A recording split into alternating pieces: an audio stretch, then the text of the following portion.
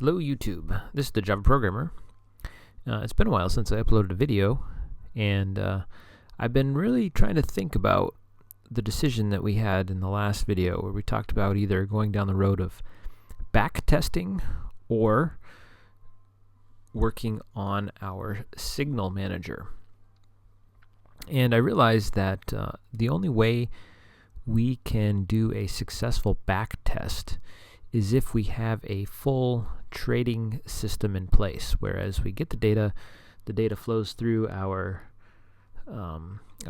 signal manager, our indicators, through to a strategy manager, and then maybe a portfolio manager and a risk manager, and off to the broker for orders.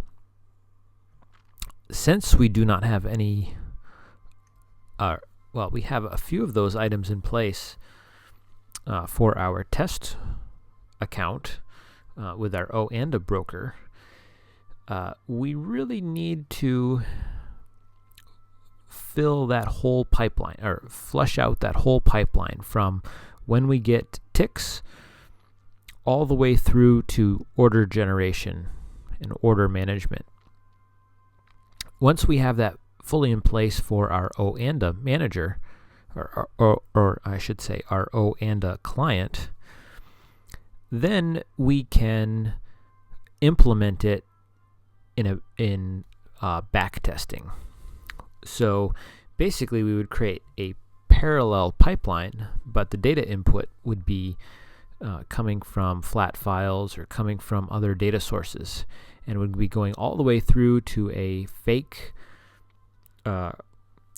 not a fake, but a back testing client that would manage orders and all of that.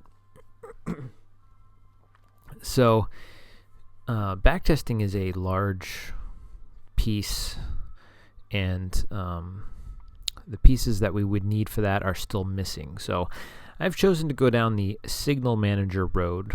And in the last 20 videos or so, we have been dealing with indicators and instruments and pairs and EMAs and MACDs and all that fun stuff. So I really want to bring all those together. And so today we're going to go back to our original program. So if we look at our just plain old app, and we see that here we have our event queue. We process our event queues. This goes back to the whole event-driven system that we were writing.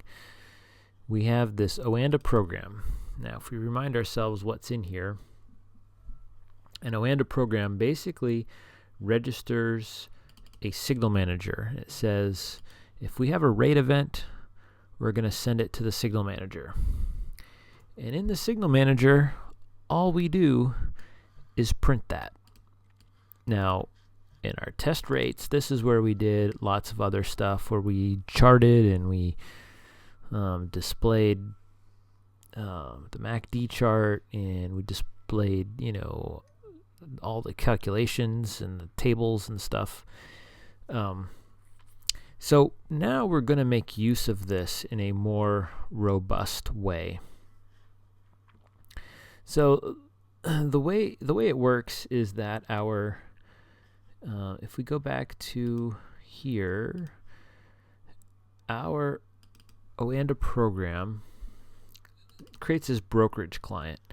And if we look at this O and a API brokerage client, we see in here, this is where we generate our rate events. We pop them into the events queue, and they get processed. So this is where our rate events get put into the events queue. The O and a brokerage client does that. And if we look back at our program, in our event router, we register a channel for rate events going to the signal manager. So what we want to do now is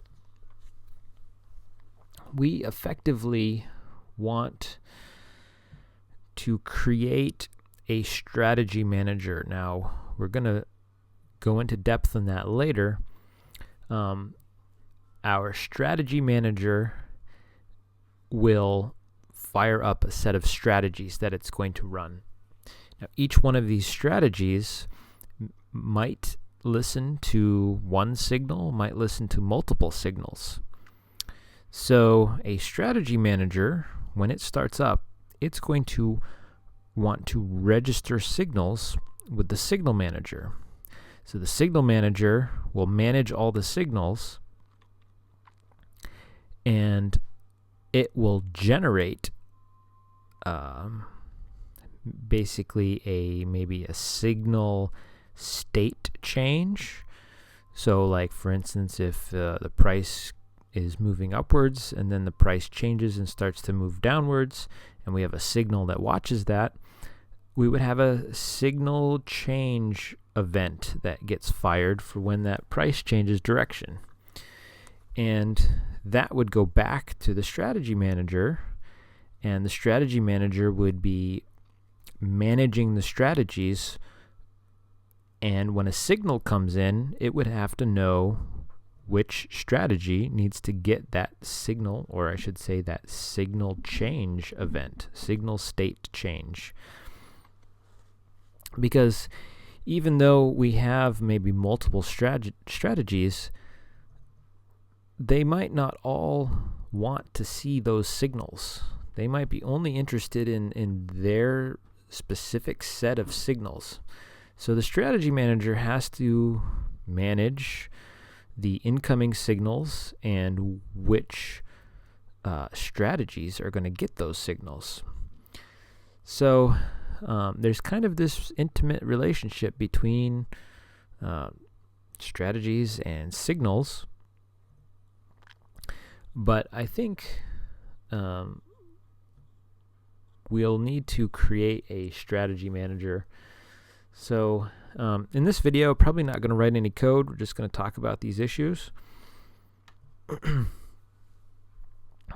So when a strategy starts up, it will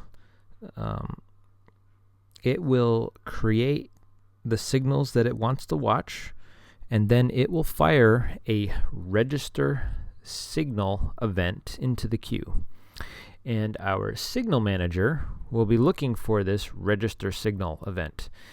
And when it gets the event, it will then take it, put it into its quote-unquote registry, and based on the pair that signal is looking at, when rates come in, so if we look here at our signal manager, when a rate event comes in, the signal manager is going to send that rate event off to that signal so that signal can process. Now, that signal may or may not generate a signal change, but it's going to update all of its calculations, update all of its internal numbers, and just keep these calculations up to date so that when a signal or when the market changes, it will then fire the correct event. And then the strategy manager will pick it up, send it to the correct strategy that's looking for those signals. And then that strategy can make a decision whether it's going to buy, whether it's going to sell, whether it's not going to do anything. And so I think this kind of outlines what we're going to do between the signal manager and the strategy manager. So in the next video, we are going to set up the strategy manager. It's going to be very simplistic. We will go more in depth in that in the future, but it'll be just enough so that it registers a signal, or it has a single strategy, and that strategy registers a signal, and when that signal gets fired, all the strategy manager is going to do is just print, signal of this has gone up, or signal of this has gone down, and that's all it's going to do. Later, like I said, we will develop out trading decisions based on those signals, but for now, we can't. We've got to start somewhere, so we're going to focus on the signal manager. So I know this video has not really had any programming. But stay tuned for the next couple of videos, and we're really going to make use of the code we've already written and really focus on the signal manager. So anyway, thanks for watching. I have been working on a new intro. My last intro was quite dramatic, and I'm still learning Final Cut Pro on producing videos. So I hope you like it, and if you do, make sure and like this video.